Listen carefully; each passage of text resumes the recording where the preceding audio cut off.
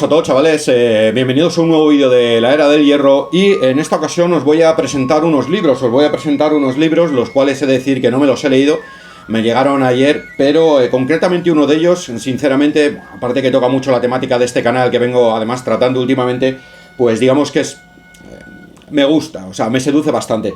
El otro no tanto, porque es de una etapa histórica en la cual yo sinceramente no soy un entendido y tampoco es que me interese especialmente, pero sí que he de decir que el libro en cuestión me parece una pasada en cuanto a su maquetación y en cuanto a su presentación. Es muy bonito, sinceramente, y tiene mogollón de fotografías muy curiosas, difíciles inclusive de encontrar aún a día de hoy en las redes sociales, ¿no? Es de un autor que, bueno, ahora os comentaré un poquillo. Los dos libros son de la editorial EAS, que es una editorial que ya me ha mandado material en otras ocasiones, y sinceramente he tenido bastante buena experiencia con los libros que ha tocado, las temáticas que ha tocado, mejor dicho. Sí que es cierto que también, bueno, pues toca una temática que a mí, o los libros que les he comprado tocan una temática que a mí principalmente pues me suele seducir bastante, ¿no? Que es pues la Edad de Media, Edad del Hierro, Tardo Antigüedad, en fin, mundos bárbaros, todo ese rollo.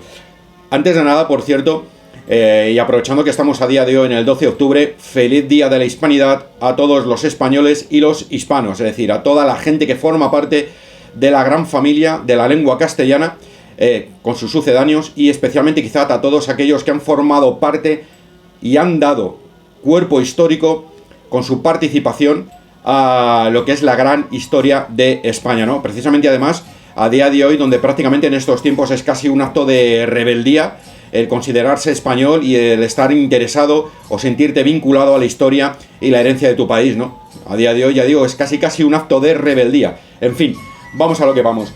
El primero de los libros, el cual os voy a presentar, es un libro que, como os he comentado, sale por la editorial EAS. Fijaos qué libro más gordo, la verdad es que es una puñetera pasada. Yo cuando lo he visto, sinceramente, he flipado, con independencia de que ya digo que no es una temática en la cual yo suelo tener mucha documentación, no suelo tener muchos libros al respecto.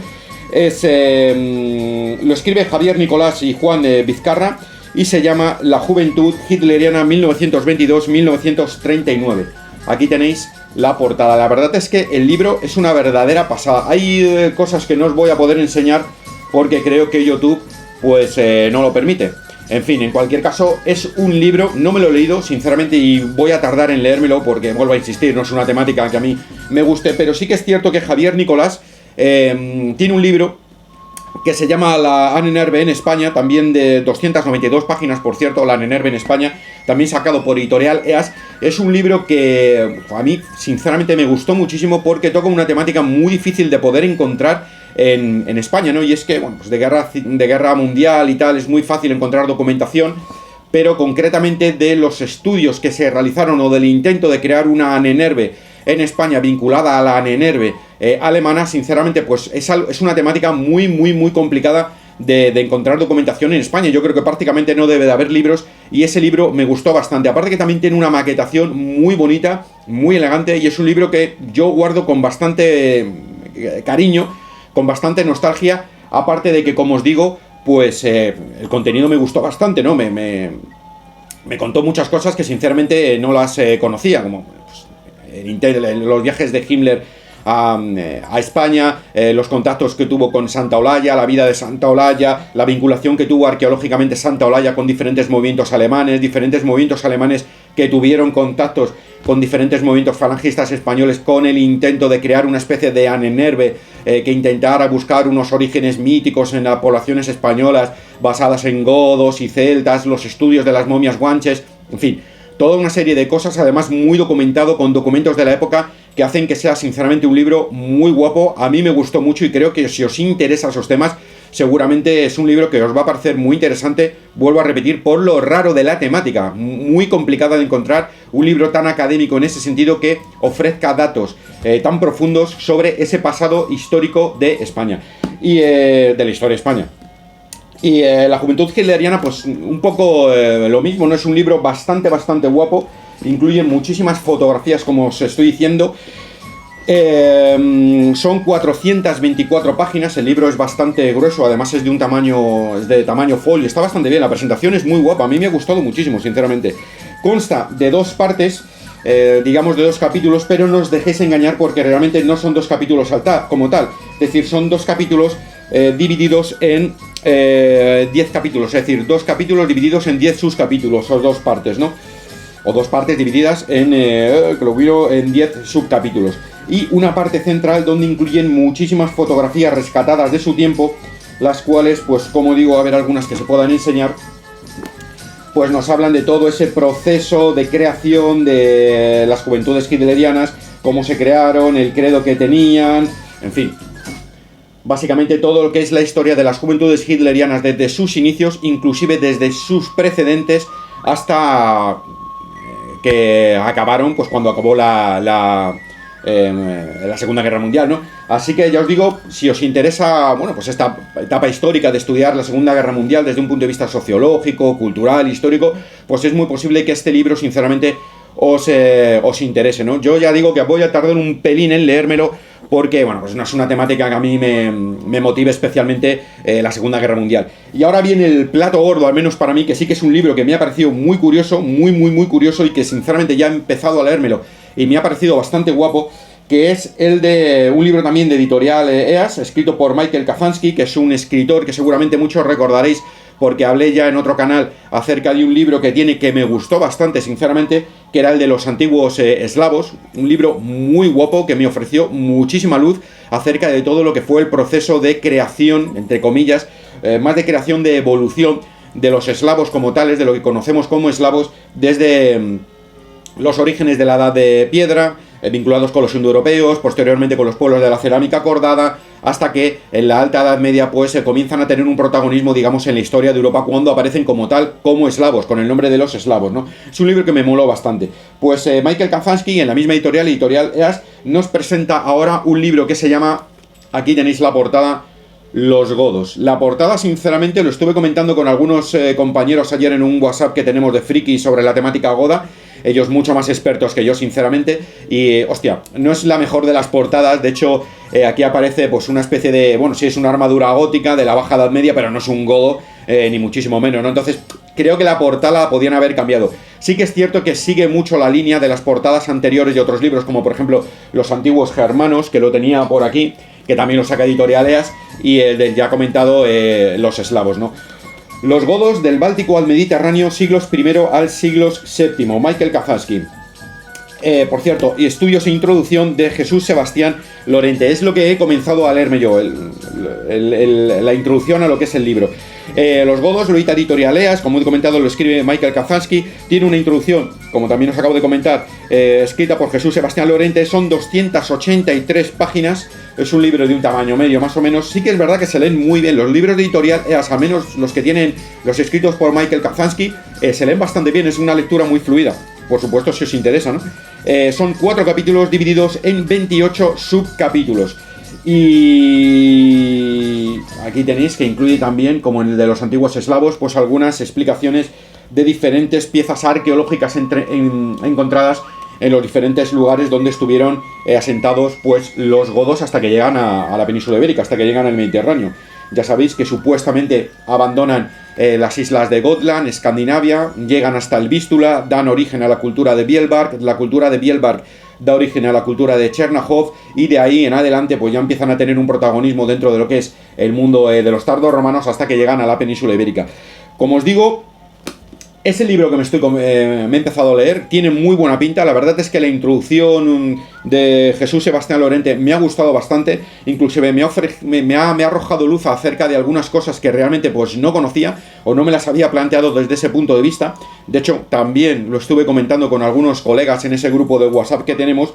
Y es que, bueno, básicamente dice que por diferentes estudios de ADN y, bueno, la arqueología moderna y tal, pues siempre habíamos pensado que realmente los godos habían abandonado Escandinavia siendo un grupo homogéneo, es decir, los godos, y habían llegado al Vístula, a la zona del Báltico, siendo un grupo homogéneo, es decir, los godos, la tribu de los godos, con independencia del número que fueran.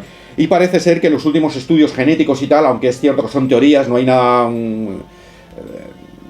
fehacientemente cierto de momento, la historia puede cambiar de un año para otro, pero parece que realmente, bueno, se debería de hablar más bien de 3 barcos con una aristocracia visigoda En el libro se plantea inclusive que esa aristocracia pudieran ser únicamente hombres por una serie de comparación genética que se ha hecho en las tumbas encontradas en el Báltico, y que ese grupo aristocrático de godos que abandonó Escandinavia se asentó en el Vístula y dominó una clase social o un grupo étnico que no eran los godos y que formaron parte, digamos, de la gens, es decir, de la población. Es decir, la aristocracia dominó a un grupo báltico y con el paso del tiempo, pues ese grupo báltico formó parte del pueblo de los godos, que llegaría a la cultura de Bielbar, y ahí también sufrió otra etnogénesis, y llegaría a la cultura Chernohov sufriendo otra etnogénesis.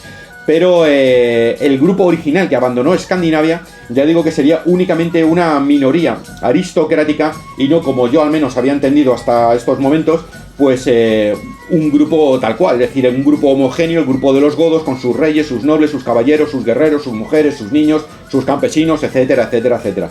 Incluso, como ya he dicho, plantea la posibilidad de que realmente en ese primer viaje que tuvieron los godos desde Escandinavia hasta el Vístula únicamente fueran hombres, y ocurriera un proceso similar al que ocurrió en la península ibérica con los Yamna, y que fue muy comentado hace ya algún tiempo por los medios de comunicación. Ya sabéis que los Yamna, a finales de la Edad de Piedra, inicios de la Edad de los Metales, pues llegaron a la península ibérica y supuestamente, todo esto muy entrecomillado, eliminaron a la población masculina para quedarse con las mujeres y reproducirse con las mujeres. Gracias a lo cual, lo de gracias entrecomillado también, pues a día de hoy pues tenemos el haplogrupo R1b, creo que es, no recuerdo si es R1b o RB1, pero en fin, tenemos ese haplogrupo, todos los hombres, que nos vincula con las migraciones Yamna, ¿no? Pues eso ocurriría, o algo muy similar ocurriría en esa primera migración de los godos hacia el Vístula, donde una clase aristocrática de hombres, de nobles y de guerreros llegarían al Báltico, y no se sabe si exterminaron a los hombres o si no exterminaron a los hombres, pero lo que parece cierto es que realmente se reprodujeron mayoritariamente con mujeres bálticas, con mujeres que estaban allí. Es decir, las mujeres bálticas pasaron a ser pareja de los godos, y desde ese momento pues se creó una hibridación, por decirlo de alguna forma, una etnogénesis que ya daría en tiempos por venir a lo que se conoció como el gens o la gentes, el pueblo de los godos, ¿no? Claro, también, si hace poco subí un vídeo hablando de la Geburtsadel, de la ley de la sangre goda, y que además recordáis que os comenté que realmente pues era una cosa que teníamos que hablar de ella, pero en época original de los godos, muy antigua, ¿no? Y que según fue pasando el tiempo, pues ya prácticamente nadie la respetaba, y ahora, hilándolo con eso, cobra mucho más sentido, porque realmente, efectivamente, si realmente los godos en origen fue una aristocracia que se asentó en el Vístula y dominó a unas gens, a un grupo popular que pasó a formar parte de la tribu goda, pero dominada por una aristocracia goda como tal, pues evidentemente se comprende mucho mejor que esa ley de la Geburtsadel, esa ley de la sangre, en esos inicios fuera aplicada literalmente, pero que con el paso del tiempo pues se fuera diluyendo y fuera perdiendo significado su aplicación al contexto social de cada tiempo, ¿no? Así que ya os digo, Los Godos, un libro que pinta muy bien, sinceramente. Ya os comentaré cuando me lo termine de leer, que yo creo que va a ser relativamente pronto, porque se lee muy rápido y me está ofreciendo, además toca una temática que a mí personalmente me mola bastante, ¿no? Y es no tanto hablar de los godos, de los reyes godos como tal en la península ibérica, que hay mucha bibliografía al respecto, sino hablar de los godos en sus orígenes, ¿no? Que es la época más oscura y cuando realmente más cuesta encontrar documentación al respecto de cuáles fueron sus vidas, sus tradiciones, sus costumbres, bla, bla, bla, bla. Así que, bueno, estos dos libros os quería presentar de la editorial EAS, Los Godos, de Michael Kafansky, y Juventudes Hitlerianas, de Javier Nicolás. Si os interesa uno de guerra mundial, de la Segunda Guerra Mundial, de esa Europa del siglo del 1940 y pico, y una más antigua que a mí personalmente me interesa más, que es pues la Edad del Hierro, Baja Edad Media, Tardo Antigüedad y tal, que es el proceso de inmigración de los godos. Así que nada más, tíos, nos vemos en otro vídeo de la Era del Hierro. Creo que si no hoy, mañana subiré otro vídeo hablando de, bueno, ya lo tengo programado, simplemente tiene que llegar la fecha para que se suba, hablando de, bueno, de una cuestión relacionada con la alta o plena Edad Media castellana. Nada más, nos vemos en otro vídeo de la Era del Hierro. Hasta la próxima.